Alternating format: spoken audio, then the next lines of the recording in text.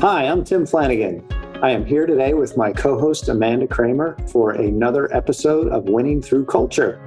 Today, we are going to be talking about EOS, the Entrepreneurial Operating System, with Charley White. Charley is an implementer of the EOS system on behalf of EOS Systems worldwide. He is an individual that's been working with our firm now for almost 2 years, and I am excited to have him on the show today. Charley, welcome. Thank you. Thank you for having me, Tim. It's great to have you.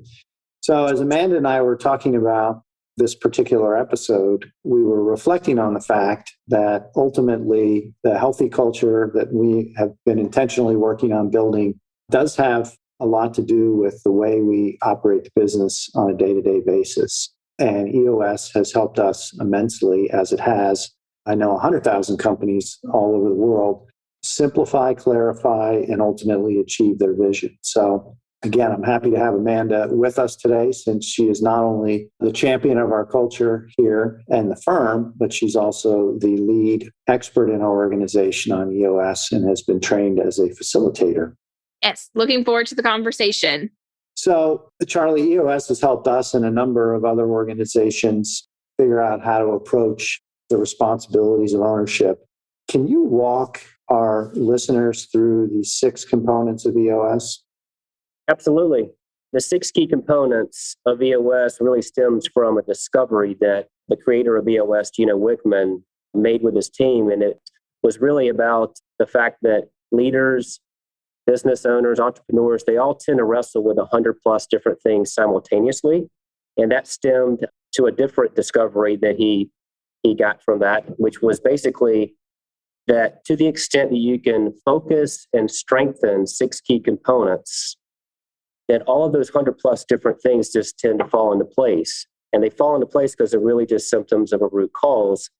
And these root causes are really the pillars of any operating system or of any company. And it's these 6 key components. So at a very high level and very quickly, they are, number 1 is the vision component.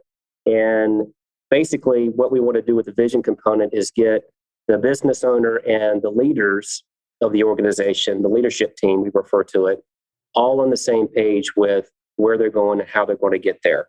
The people component is the second key component because it takes great people to execute a great vision.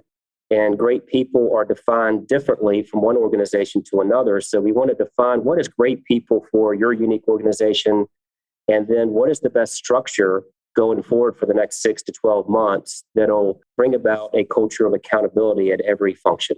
The third key component is the data component. And so with the data component, we want to cut through all of these subjectives, opinions, preferences, egos that many times run decision-making in companies, and instead get really crystal clear on the facts, because the facts don't lie. So we want to run the company on objective-driven data and have a pulse in the business at any given time.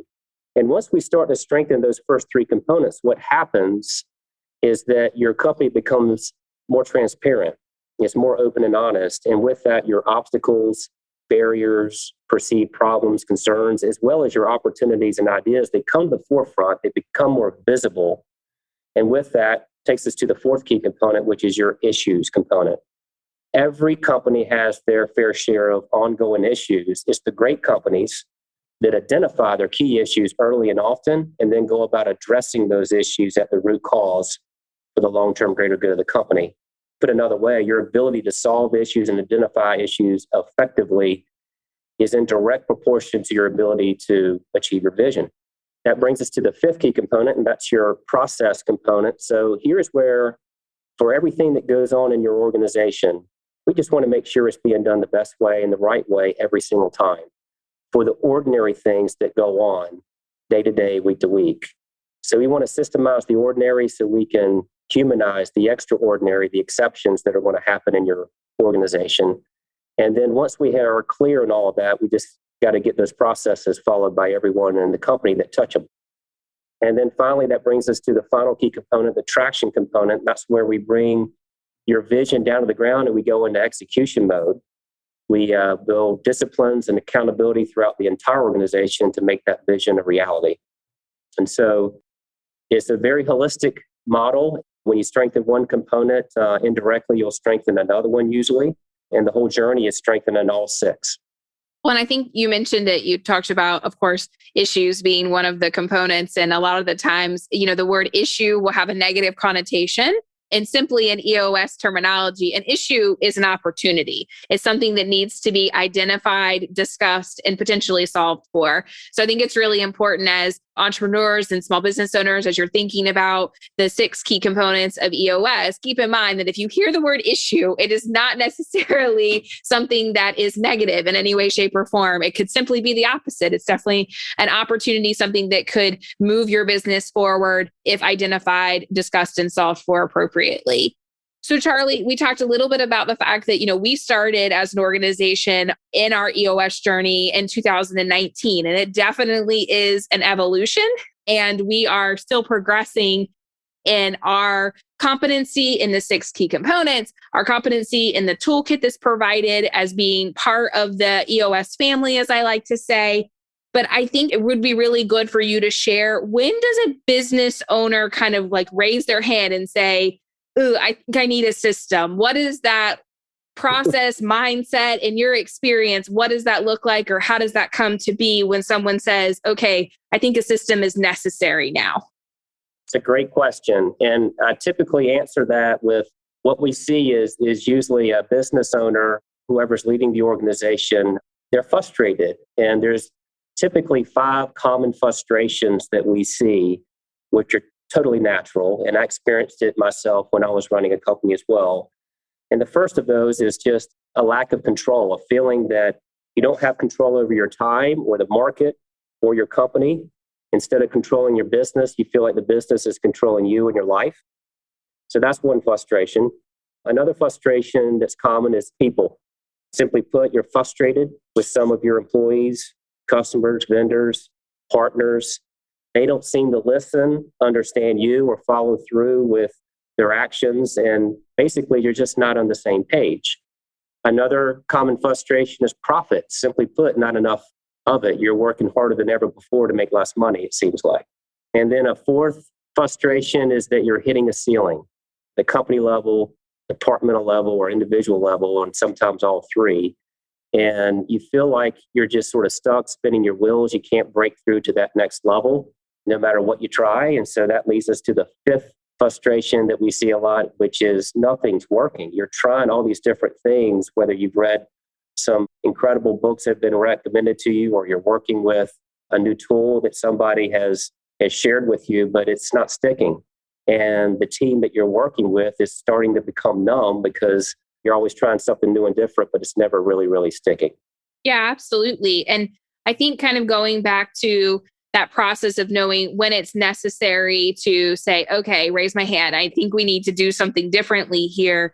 There is so much that comes from that evolution of a business cycle, right? And you know this, being that previous to your experience in EOS for the last 4+ years, you ran a successful business and had some of these frustrations yourself to get to the place where you're like, okay, cool. I'm going to be a teacher, a facilitator, and a coach, which you have been all 3 of those things to both Tim and I and our greater leadership team as we embarked on this journey and said, okay, so some of the frustrations that you talked about, clearly we're experiencing them. We need a system. We need something that is an opportunity for us to learn and then ultimately to plug and play. And again, our competency and all of the skill sets and then all of the tools is continuing to grow. Everybody's at a different level, and that's 100% okay because it definitely is that evolution. Can you share a little bit about when entrepreneurs, leaders, business owners, they have a vision and they're like, okay, I know I need a system. What does that process look like? Because they don't necessarily have an action plan to make it become reality. How does EOS play into, okay, I have a vision. I know where I want to go. I know I need a system. Maybe EOS is for me. What is that next step? What does that look like? Yeah, so the first thing is that your business is a constant evolution.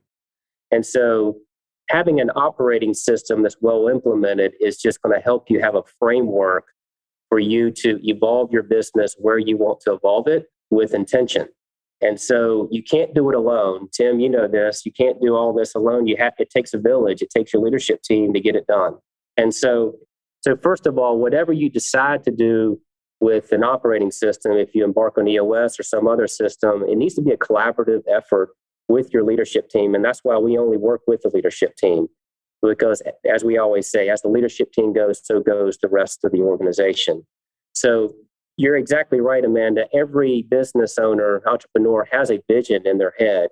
Guess what? So does their leadership team, each one on the leadership team.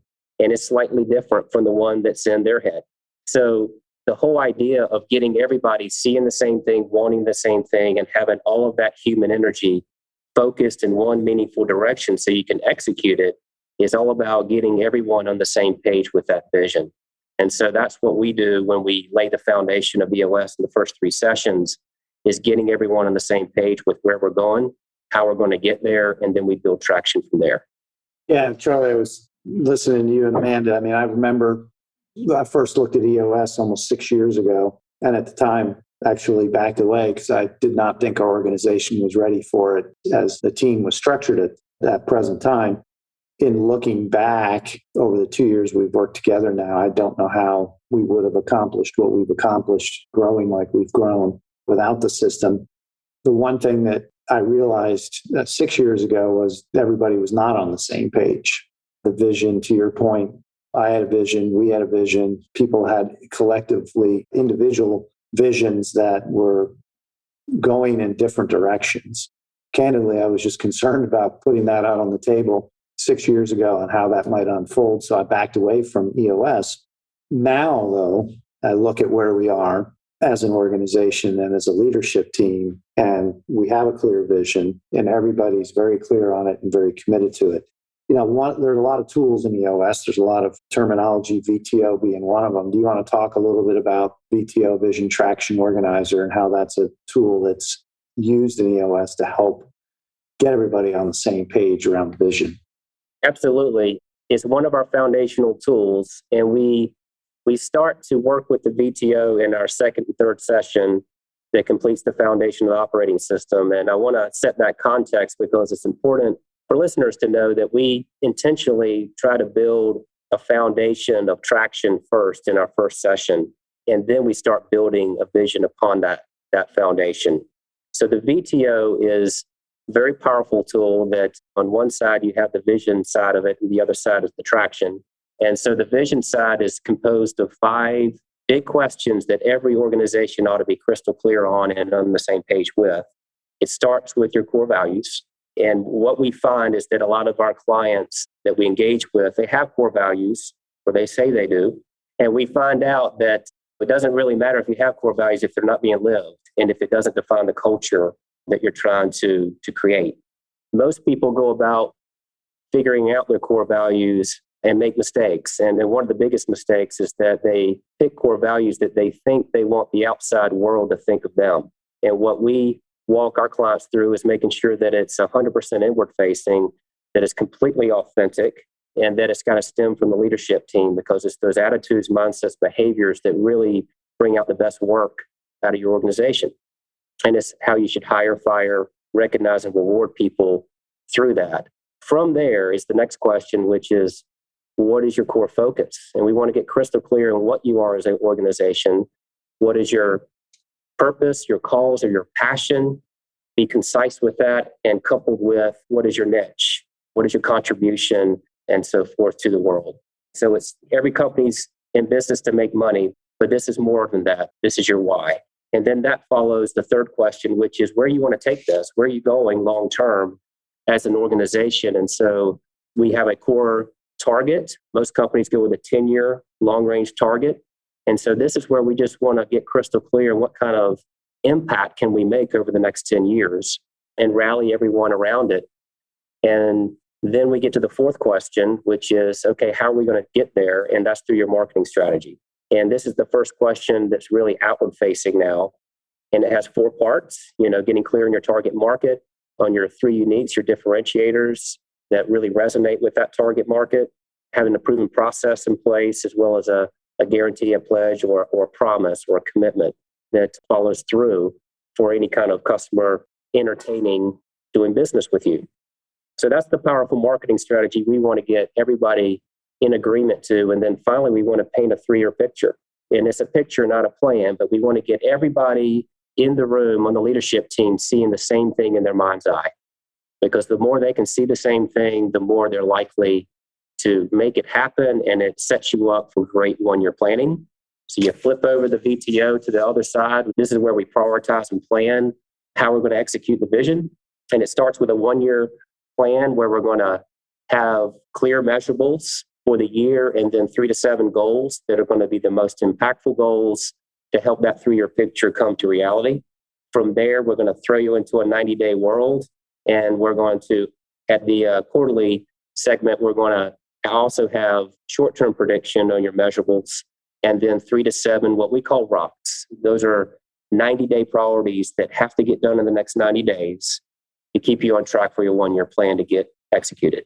And then last but not least is your issues list.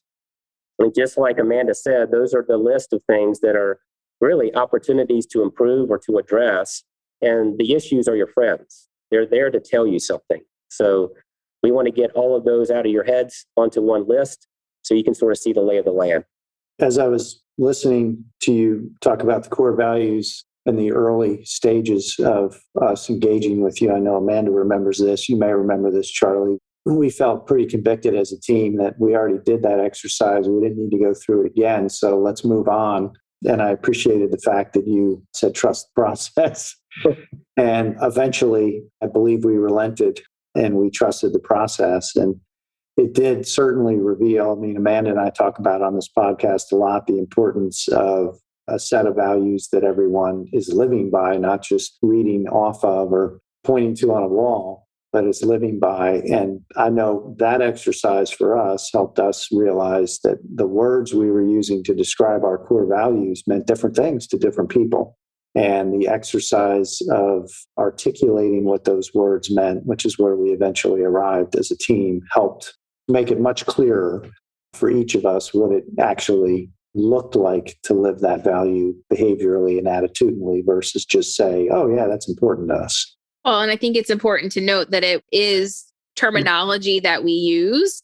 And at the end of the day, we have to be able to articulate what it is and what it isn't. And that was the part that I really probably enjoyed the most of going through that exercise, because I still to this day, when we get in our quarterlies and we say, okay, do we need to review the VTO? And the first thing on that is the core values. And we all look at each other and we're like, nope, we're good. And then, but we still say like what it means and what it isn't. And I think that's actually more important than maybe the words that you put after the word that you're going to say is your core value. It's really being able for Tim, myself, anybody else in the organization to really know what the core value is not. And that it really plays into the ability for you to build that into your culture and for people to really understand what your core values mean to you and how to live them. Because that's the living, breathing part. You know, our culture is our people and our people are our organization, and ultimately coming back to, you know, our contribution to the world. So it's really cool. Yeah, I am not a naturally organized person. And at the same time, I am a person that greatly values organization. And I would say for the VTO, the Vision Traction Organizer, it's definitely helped me, help us stay organized and focused so we can work on the bigger aspects of the business, whether it's the building of the culture, building of the business, addressing the challenging issues that we might face and finding ways to grow. And so it's an outstanding tool to use for any business owner. And I think about my 32 years in business, Charley, and I've had some people mention to me as they've heard me talk about EOS, they're like, oh, you always were the flavor of the year kind of guy. You'd find a new system or hear about something new and follow that for a little while and then find something new. And, you know, we've stuck with this for over 2 years. And this is the flavor of not the month, the year, but the balance of my career, at least. You know, there are a lot of resources out there to help a business owner run a business, but what do you think makes EOS unique? Absolutely. The power of EOS is that it's based on timeless, field-tested tools and disciplines that Gino Wickman, the creator of EOS, has put together to come up with this very simple, powerful, proven system that simply drives results. And our 3 uniques is that most people are familiar with vision and how we clarify that vision for the organization. and traction, how we execute that vision, because there's tons of tools and disciplines around doing that. But it's also healthy. And I think Amanda's, you can appreciate that. It's all about having a healthy culture, because a lot of companies, they focus so much on being smart and being better than the other competition through better technology or better experience in one place or another. And that's all very important. You're always going to want to be smart to survive, but the great companies are both healthy and smart. And what EOS does is it creates healthy organizations. And it's been said many times in our community that culture will eat strategy for breakfast and it'll outlast it. So what I love about EOS is that, when just mentioning the VTO and describing that, you can use that as a recruiting tool. When you have crystal clarity on that front page of the vision, you're going to know whether or not someone that you're interviewing is going to be the right fit and want to help you create that 3-year picture and be part of that. And so it's a great recruiting tool. It just helps build great cultures.